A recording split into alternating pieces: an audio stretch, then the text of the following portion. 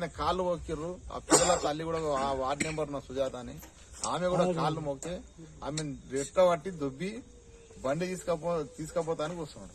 పిల్లలు ఎంత మొత్తుకున్నా అని ఈడుస్తాడు.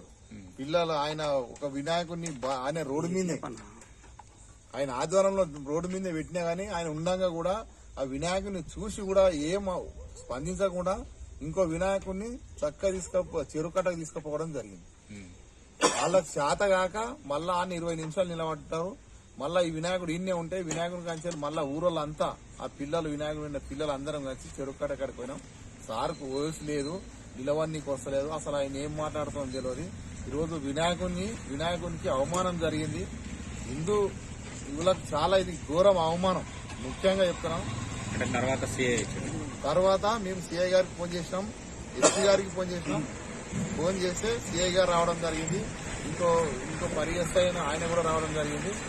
ఎస్ఐ గారు సిఐ గారు ఎస్ఐ మీద చర్య తీసుకుంటామని పూర్వ గ్రామ ప్రజలందరికీ మాట ఇవ్వడం జరిగింది. కాబట్టి సిఐ గారి మాట ప్రకారం ఏదైతే ఎస్ఐ కింద దించిన వినాయకుడిని మళ్ళా సిఐ ఆధ్వర్యంలో తీసుకుపోయి నిమజ్జనం జరిగింది.